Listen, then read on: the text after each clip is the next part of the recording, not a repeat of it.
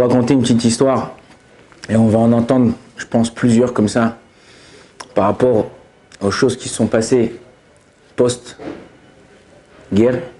enfin, ce qu'il y a eu, ce qui se passe en Israël, et je pense que cette histoire, pas seulement qu'elle est magnifique, mais elle vient nous apprendre pour nous, en tant qu'hommes, en tant que juifs, comment un homme il doit se comporter dans la vie.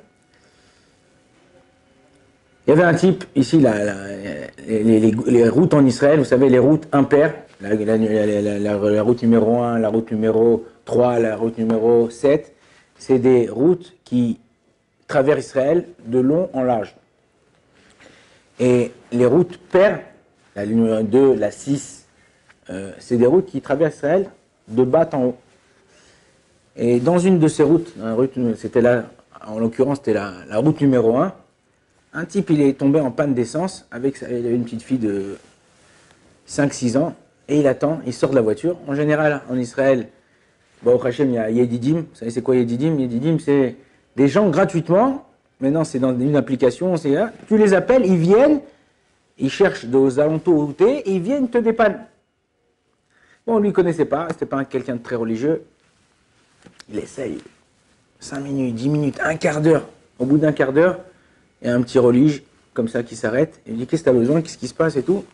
Il lui dit non, je sais pas, je suis tombé en panne d'essence et tout. Il dit ok, t'es tombé en panne d'essence, ne bouge pas, j'arrive.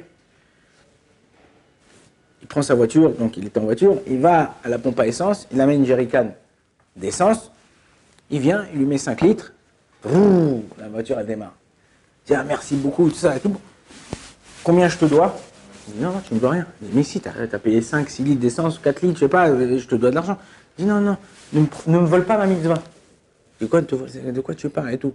Non, le mec, c'était pas un religieux du tout. Derrière, dans sa voiture, il a dit, tous les religieux, il y avait un sticker, tous les religieux, c'est des véreux. L'autre, il était là, il lui dit, non, moi, je veux pas que tu me voles mon visage, je l'ai fait pour toi, t'es un juif. Le religieux lui pose la question, il dit, mais où t'habites? Il dit, moi, j'habite au Moshav Be'eri. Moshav Be'eri. Il y a un an et demi, personne n'avait entendu parler de ce Moshav. C'était à peu près il y a un an, cette histoire. Il dit, ah bon, d'accord, et toi où t'habites? Il lui dit, le pas religieux. Il dit, moi j'habite Bnei-Brak. Bnei-Brak, c'est vrai quoi, toi? Bon, moi, j'ai tout le temps entendu, les religieux, ils s'aident qu'entre eux, ils font pas attention aux autres, ils sont trucs. Il dit, bah non, voilà. Il dit, regarde, bon, c'est pas pour rien qu'on s'est rencontrés. Prends mon numéro, je prends ton numéro, on s'appelle. Là, je suis pressé. Il dit, ok, bon, d'accord, on lui donne le numéro. Tout. Tous les vendredis, le religieux, il appelait ce type-là de Be'eri. Allô, comment ça va? Oui, quitté. La première fois, quitté. Le mec de la Gvish Misparecha. Oui, l'essence. Ah oui, d'accord, comment ça va? Hein? Je dis, regarde, j'ai pensé, j'ai une histoire pour ta fille, tu lui raconteras Shabbat. Mais non, il savait qu'il faisait pas Shabbat, il faisait rien du tout. Je dis, regarde, c'est une histoire très sympa, machin. Il commence à lui raconter ça, et après, et tous les vendredis, le religieux, il appelle le mec de Be'eri. Tous les vendredis. À tel point qu'au bout d'un moment, tu t'habitues, et le mec, il attendait le coup de téléphone du religieux. Un vendredi,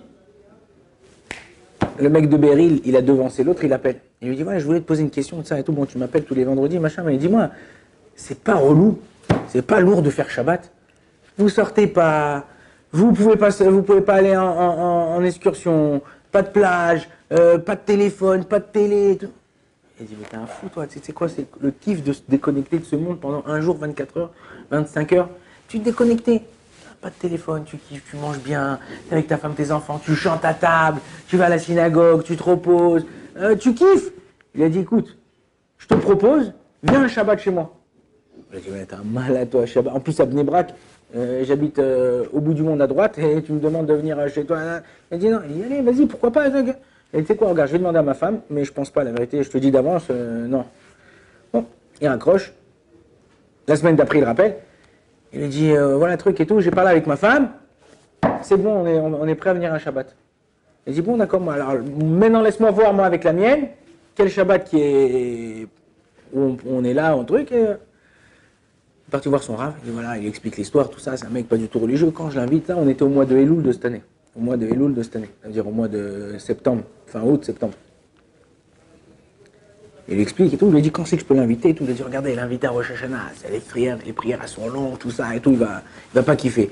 L'inviter Yom Kippour, l'inviter pendant le Shabbat entre Yom Kippour et tout ça, c'est un peu lourd, c'est un peu les Shabbatot, ils sont.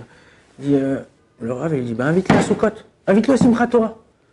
Elle dit, ah ouais, c'est une bonne idée, Simchat Torah, on danse, vous allez boire un peu, ça va être une ambiance et tout. Après, il réfléchit, il dit, mais non, il dit à son âge, je peux pas. Il dit, pourquoi? Il dit, parce que j'ai mon père qui habite à Sderot, et on est 4 frères, et chaque semaine, c'est un frère qui va passer Shabbat avec notre père, pour pas qu'il soit tout seul. Alors là, il a dit, je comprends. Et il dit, ben, tu sais quoi? Invite ton père aussi.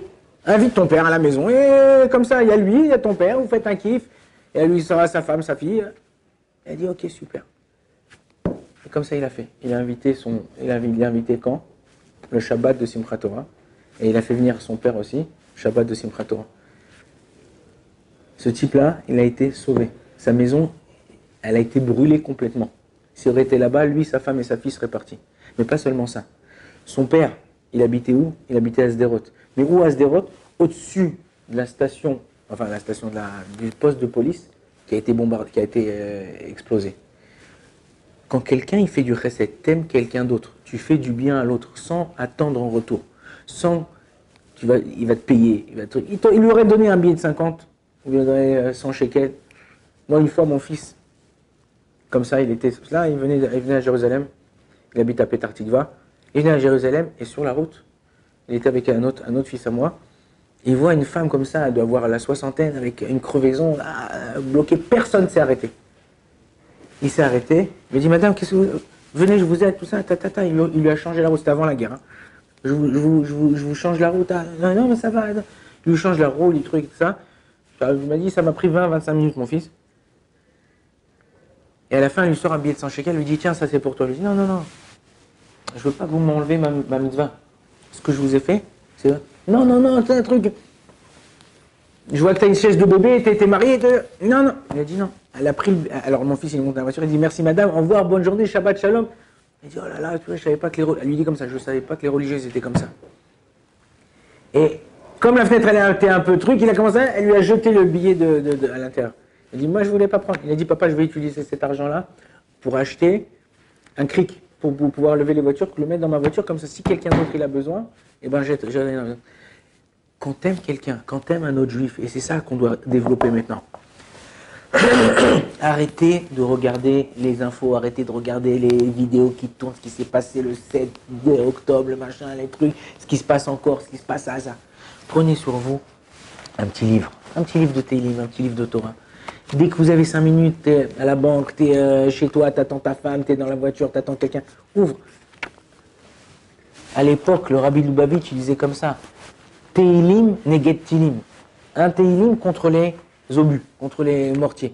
Donc ça faut savoir que chaque mot que vous allez lire durant le teilim, ça va protéger un soldat qui est hasard, ça va protéger une femme, ça va protéger un otage, ça va faire revenir un otage. Mais pas perdre son temps, regarde ce qu'il a fait, t'as vu celle-là, t'as vu celui-là ce qu'il a fait, t'as vu comment il a répondu, t'as vu ce qu'il lui a dit. On s'en fout. Aimer l'autre sans attendre un retour. Quand aujourd'hui quelqu'un, il prie et que ce cours Bezrat Hashem soit pour que tous nos otages y reviennent et que tous nos soldats y reviennent sains et saufs. Quand on fait ça, est-ce que j'attends qu'un soldat il me donne de l'argent? Est-ce que j'attends qu'il me dise merci? Non. Parce que quand c'est ton frère, quand c'est ton père, quand c'est ta soeur, quand c'est ton frère, tu fais ça avec cœur, tu fais ça avec envie. Et Akadosh Baruch Hu, il dit, quand vous vous aimez les uns et les autres, personne ne peut rien contre vous. Et c'est ça le but. On doit essayer de faire... Aider l'autre, c'est difficile. Des fois, tu le piffres pas l'autre, tu n'as pas envie de le voir, tu n'as pas envie de lui parler. Mais de l'autre côté, il est fait à l'image de Dieu, tu es fait à l'image de Dieu. Tu peux lui apporter quelque chose, fais-le. N'attends pas en retour. Notre problème à nous, c'est que des fois on dit ah, si je lui fais ça, la prochaine fois il va venir. Si je lui fais ça, peut-être qu'il va me faire ça. Non, je fais, je m'en fous. J'avance, c'est pas grave. Moi, j'avance, je trace ma route. J'ai pas besoin que l'autre il me donne, il me fasse. Si on arrive à faire ça, alors on arrivera à faire venir Mashiach beaucoup plus vite que prévu. Baruch Adonai l'olam, amen, amen.